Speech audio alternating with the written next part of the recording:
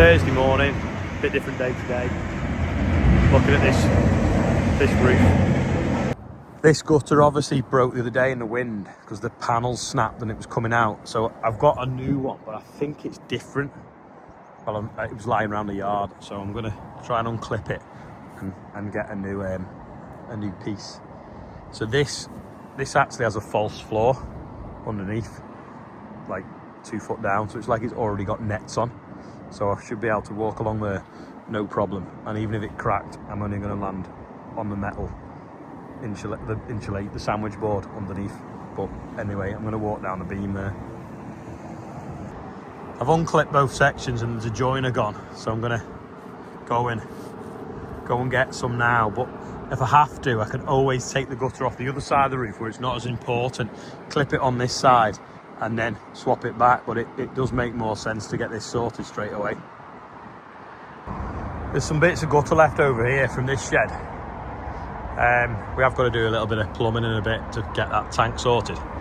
The rainstorm fill up very quick this time of year, but I don't know whether it's slightly deeper. Anyway, I'll take it back and see. I know Andrew showed you the other day, but this is all finished now. Drive through that, and then in here,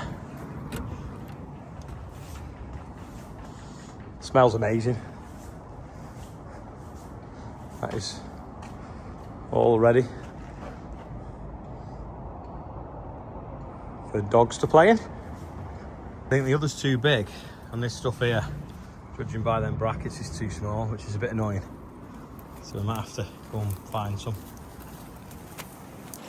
Routed round 3 yards now. I can't find the right stuff. Oh. This is the bracketry that we've got spur gutters of, as you can see. It's totally different. So, I have to ring round some builders' merch and see what I can find. I've been messing around on the phone most of the day, mostly with press after what happened yesterday, and trying to find a piece of this, the right profile. I think we've tracked it down to huge grey, so Andrew's going to go now and have a look, see if he can get some bracketry and some joiners. 3:20. Today, so far, I've had 71 phone calls, 32 messages just on WhatsApp of different people. That's not including text messages and messages on everything else. My phone just won't stop. I feel like my head's going to explode. Still not fixed the gutter. Andrew's gone to 3 places, that thought would have it, and they haven't. So I'm going to nick it off one side and put it on the other, hopefully before it goes dark. But it looks like it's nearly going to go dark now. And then I'm doing Talk TV at 4:45, so in about an hour and a half. We've actually got to fix this as well, that's blowing out, so it doesn't squash it again. We're just really struggling. No one seems to have this at all. Local.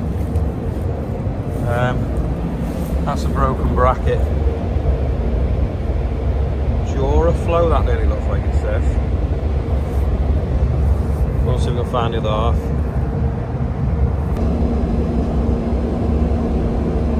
The other half is still stuck up there. Screws have come out of this, made it completely not really work on the solace.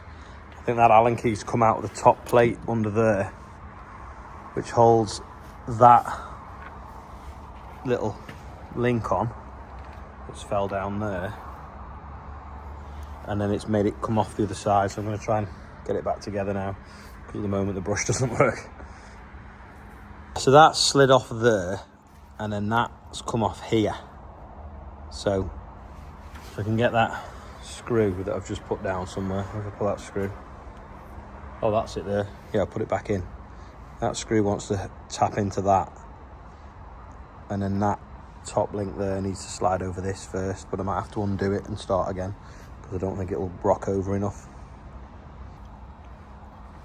Got that on there. Stuck that cable out of the way. That electric cable's in the way. Now I need to stand that up. Hopefully them screws will go back in there, but they look too far apart, so I don't know what's gone on here. Oh, I know what's gone on. That's twisted. That should be there, and then that should be there. There we go. So that screw will go in here, and then that screw wants to be in that bottom hole. That's it. And then we'll have it then, diagonal. There we go. Because that one's fixed. So when you pull it backwards and forwards, it lifts that rod up and down. And when you shake it side to side, it lifts that rod up and down. So I might put a little bit of Loctite on them, and then that'll stop them working loose.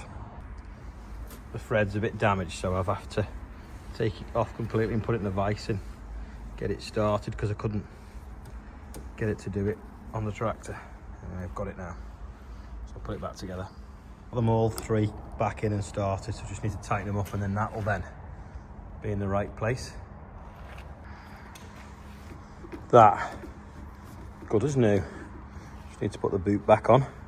Boot's good because if it falls to bits, it keeps all the bits in one place.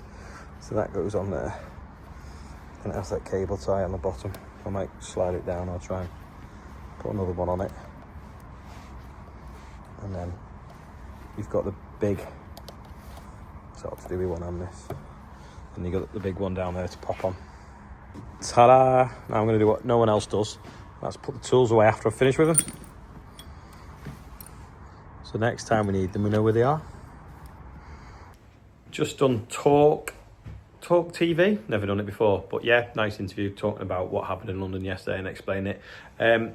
Was really strange yesterday in the fact that the police, I spoke to the lad that got arrested. The police were like, half of them, no, most of them didn't want to be there, but then there was a couple of them there that were trying to provoke people into being rowdy, shall we say, so that they could arrest them to make an example. And it was quite strange to see, because they'd obviously had orders from somewhere. Anyway, the lad was calm as anything, and yeah, that didn't actually happen. But it was, if he'd have got shirty and it was on video, then it would have been quite discrediting to agriculture and farming. But he kept his cool and just did what they said and got carted to the police station, and then they let him out like an hour later, and he just come and got his tractor because they didn't know how to move it, and drove it off, and they told him not to go in the M25 for 3 months in a tractor. Just shows you though, doesn't it, the M25, you know, we always say that people inside the M25 don't know what goes on outside the M25. So basically, yeah, you can be disruptive with your tractor somewhere else, but you can't be disruptive in London. Despite the fact he wasn't being disruptive, he just couldn't move it because he was blocked in by other tractors and other vehicles and a lamppost, but they were telling him to move it and he couldn't, and that's why they said, yeah, well, we're going to arrest you. So anyway, but all fun and games. No lasting damage for anyone's reputation or criminal record or anything like that, because nothing was really done wrong. Anyway, I'm waffling. I'm going to quickly do the birthdays. Adrian LePage, happy birthday, and Stephen Mason, happy birthday. I'm not showing your age, but we're now nearly a third the way to 107,000 as well. So that is all for today. Here's a little bit I did for Talk TV. You can watch it if you want. Lady's very fired up. Never met her before, but yeah, she's quite angry about the current politics. But thanks for watching, and I'll see you tomorrow. Welcome to the show, Olly Harrison, who is a wonderful farmer, who was at the farmers' protest yesterday in London. Olly, great to have you on the programme. Tell me, what was it like in Whitehall? Because the farmers were getting arrested. I thought that was utterly, utterly disgusting. It was a bit of a circus, to be honest. If you could have played the Benny Hill music all the way around town. So originally there was a protest planned in Whitehall on, well, yesterday morning. I can't remember the date. What date was it? 26th, was it? So Whitehall was going to be closed. There's going to be some tractors there. There's going to be a bit of a stage and some speakers. I was going to be one of the speakers. And then I'd travelled there the night before to hear that the police, the Met, had been told that they had to pull the permission for it happening and try and cancel it. And that's by the government. I understand it was either coming from Number 10 or the London Mayor. We think so, yeah. I mean, there's only someone with that kind of much weight, to be fair, which equally meant then there's a lot of people already on the way, a lot of tractors are already on the way with nowhere to actually go. So I think I did some news the night before, and I said they'd need the army to stop them, and they probably nearly did, because they all turned up, and because there was nowhere to park them, they were just stuck in all the side roads everywhere. It just completely gridlocked the city. There was 3 helicopters up looking what was going on, people scratching their heads. There was just police everywhere, just for no reason, really, when we could have all been corralled into Whitehall and just left to our own devices. So what? Tell me about the farmers who were arrested. What I know is several arrests took place. Did you know anybody who got nicked by the cops? I've spoken to all of them, yeah. So one guy I knew, he'd been in London with us a few weeks before. He was arrested for beeping his horn stationary. Apparently that's an offence, didn't realise. Beeping his horn? Yeah. And yet you've got those horrible little, you know, whatever they are, rickshaws with fluffy seats blaring out awful 90s music, zipping around London every 5 seconds. Yeah. But apparently you can't beep your horn stationary. So he was arrested, and then they realised his tractor was in the way, so they unarrested him and let him go. Another guy, they wanted him to move his tractor, but he couldn't because there was a lamppost in front of him and then 30 tractors behind him. So he was looking whether he could, and then they just arrested him for no reason. He felt like they were trying to provoke him into having a reaction, and he was just remained calm, and they took him to the station, and then they let him out a few hours later.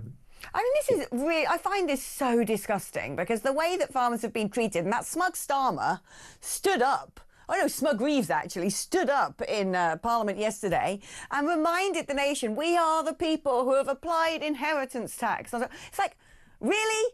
You think you're going to get a round of applause for that, do you? I just think it's utterly insane that the people who feed the country, we got 6 days worth of the ability to feed ourselves as a nation in a crisis. Outbreak of World War II, we had enough food to feed us for 6 weeks. This is of critical national importance. The farmers have every right to protest about the way they're being treated. And this really thin-skinned, nasty, spiteful government turn around and ban the protest. Oh, but if you want to protest some foreign war for anybody, anywhere, go ahead. It makes me sick to my stomach. Are the farmers planning to have a second bite? Are they saying, look, you might have tried to stop us this time, you might have arrested some of us, but we're not going to be silent? I mean, ultimately, we want a conversation with the Treasury to sort this out once and for all. We don't want to be going to London all the time. You know, we just want to grow food. We just want to produce it. You know, you've just been talking about energy security then. Well, before you'll run out of food before you'll run out of energy. You know, we can all put an extra jumper on to keep warm. We don't need lights, but we've got to eat 3 times a day. And this is the thing that they're just not getting. And they think, oh, they're all wealthy. And like, well, no, because that wealth means nothing. We don't own the farm. We just look after it till the next generation. And to try and lever money out of that doesn't exist, it's just make believe. You know, the profits aren't there. We've had a drought this year. We had loads of wet weather last year. We haven't made any money for 2 years. And the only thing that we could maybe say is, well, we've got a little bit of capital growth, so it means we can up the overdraft because we've got security with the bank. Well, when you haven't got that capital growth because the economy is stalled and someone's undermining the value of your land, it's a pretty desperate times. And this is the problem, you know, they're driving farmers to the brink. We've had farmers taking their lives over this policy. You know, that they're aged, they might have some health concerns, and they've worked their whole life to see it lost to some government policy. And you know, sadly, they've been taking their lives by April. Well, we're determined to not let any more of this happen. You know, they've got to start listening. They've got to change the policy. They had a proposal put to them that had probably sort about 80% of the farms out. It would have still affected the big farms, which again, still isn't really fair because they're producing most of the food.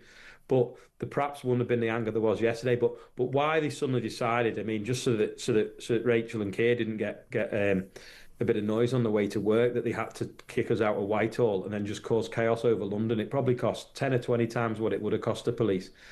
It was just embarrassing and pointless. I think there's an FOI going in actually to find out what that cost compared to one of the other protests, to just say this is what it cost you just to save some embarrassment. It's ridiculous. This government are utterly atrocious. I mean, every single passing day I think, can they get worse? And they do. They do. Look, keep up the good work, keep fighting the good fight. Britain backs you, you know that, and thank you so much for what you do to keep this nation well fed. Olly Harrison, farmer.